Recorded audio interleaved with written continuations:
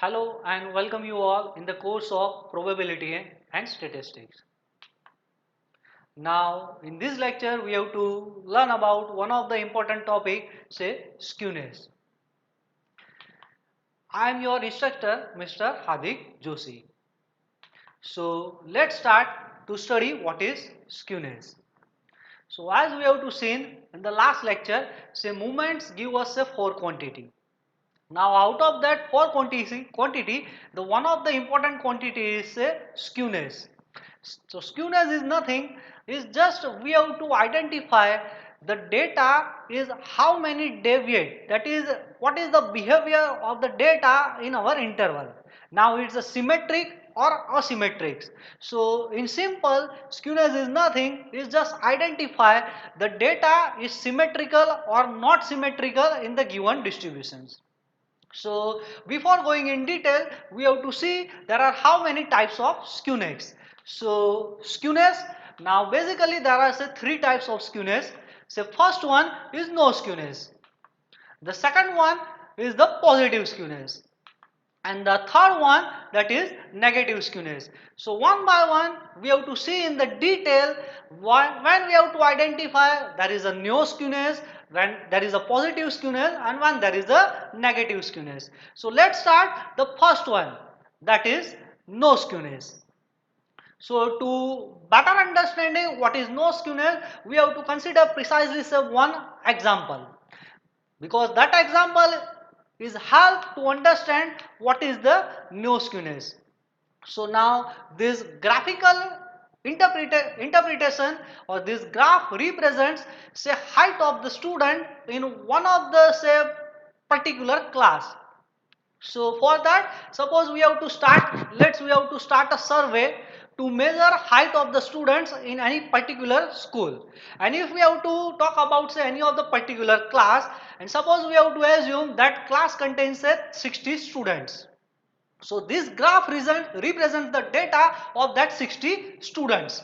And now as we have to see in the graph, the x-axis represents the height of the students in meter, and the y-axis represents the total number of students.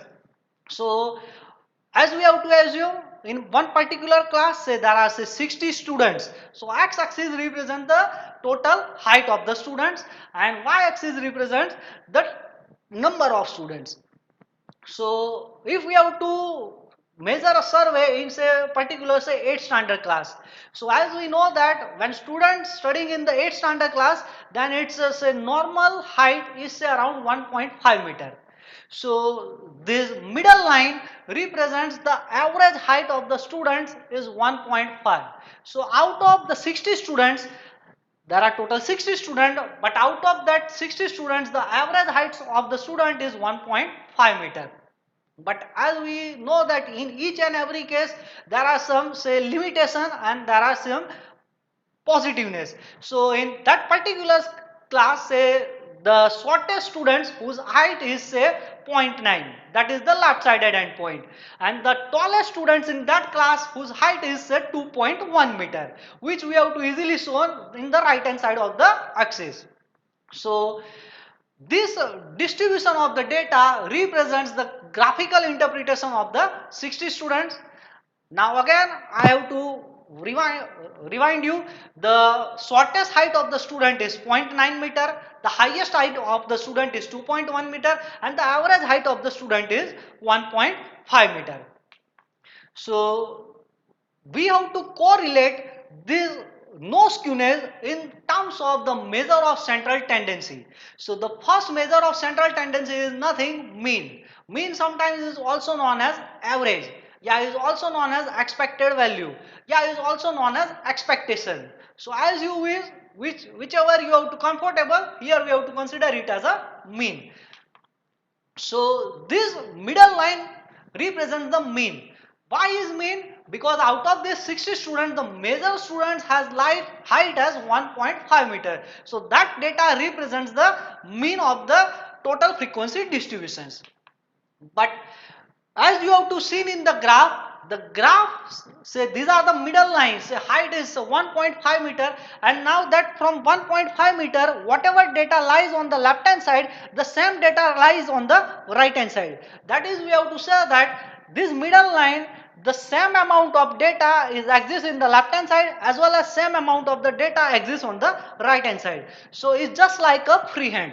So we have to say that this graph has no skewness. Yeah, is also known as a symmetric curve. And now whenever you have to study in schooling, all of you know when there is a time of recess, then say bell is rung, and we know that what are the shape of the bell. These are just like this, and this no skewness, its shape is like just a bell. So sometimes is also known as the bell curve. Yeah, is also known as the normal distributions. So as per your conveniency, either you have to say that is a symmetric curve, yeah is a bell curve, yeah normal distribution. Each and every one represents the same distributions. So here symmetric, bell, normal distribution. And now all are represented by this one single line, that is 1.5 meters. So in this case we have to also say that median is nothing but median is same as the mean. And now in day to day life we know that the mode. What is mode? Mode represents the highest frequency.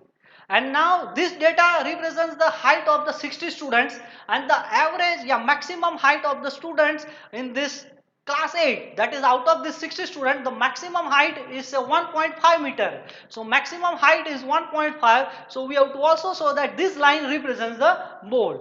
So finally we have to conclude that where there is a no skewness, in that case mean, median as well as mode represented by this single line.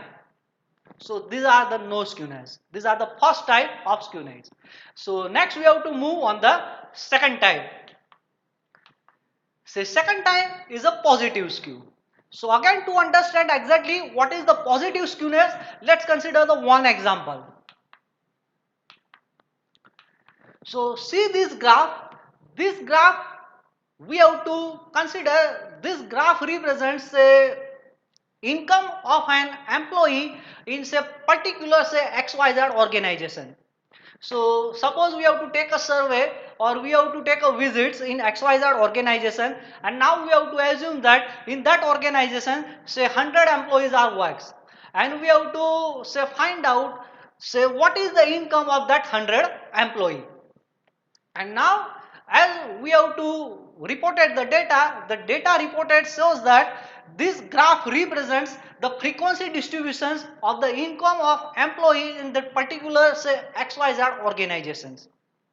Here this x-axis represents the income of the employee in thousands, whereas this y-axis represents the income of employee, that is in terms of salary.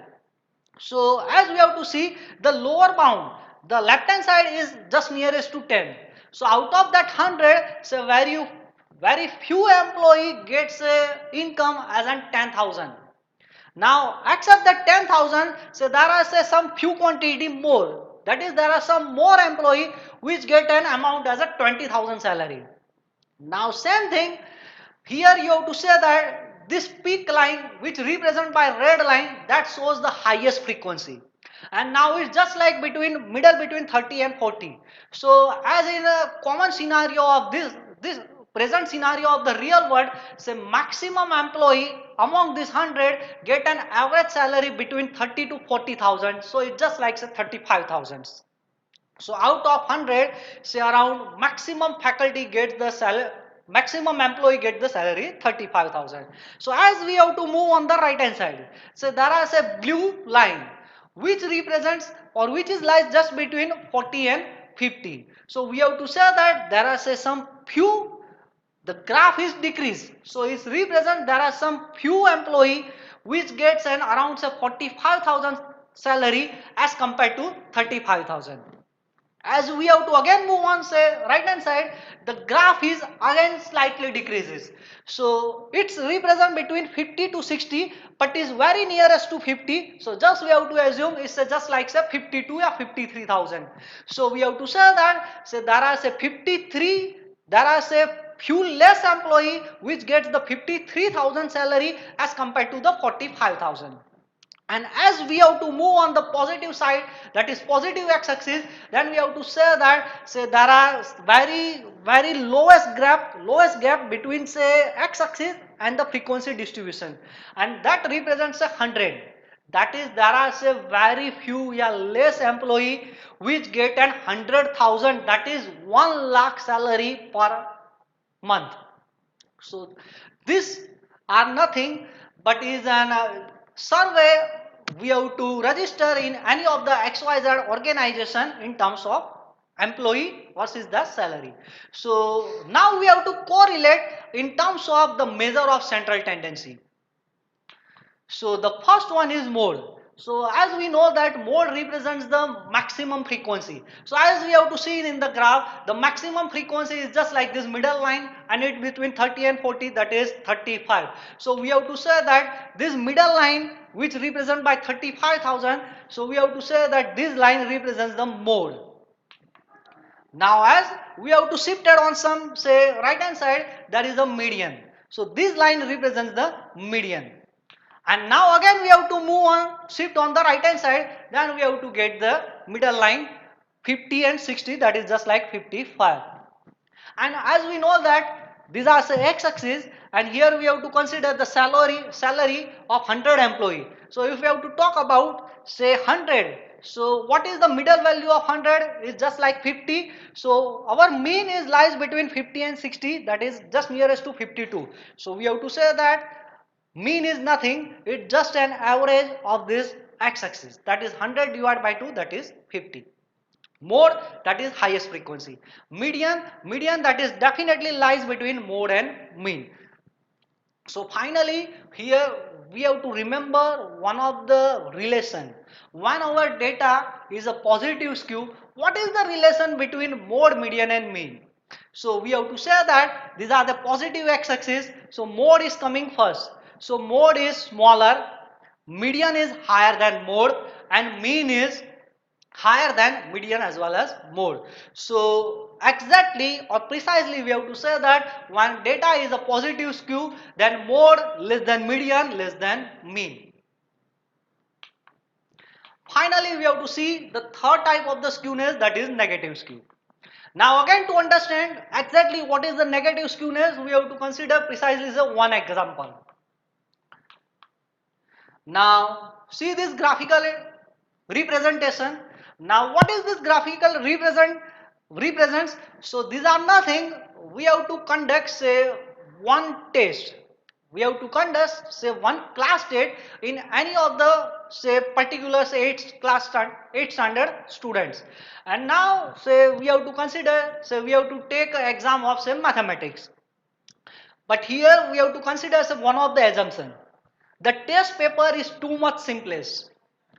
Again I will repeat, we have to consider one of the assumption, the test paper, that is the question paper, is too much easy. So what we have to, the data represents, we have to conduct a mathematics exam in the class 8 student, and this data represents the obtained marks of that particular students. So here we have to assume in the 8 standard class there are say total 100 students, and we have to conduct the exam of say just like say 70 marks. So again I will recall, we have to assume the assumption the test is very simplest, and we know that the common scenario, if the test is simplest, so majority of the students gets the highest marks, and now that can be reflected in the graph. Say there are say very few students who gets the 10 marks, 20 marks, up to 70 marks. So in the range 10 to 70 there are say very few students. As the data is reached to 70, the graph suddenly attains the peak. So it represents the maximum number of students get the marks between 70 and 90, because the question paper is too much simplest. And again the graph is reaches to the highest positive, that is 100. So again there are very few students. So why this thing is happen? Because we have to consider the question paper is too much simplest. That's why the data is lies in one of the particular range, say 70 to 90.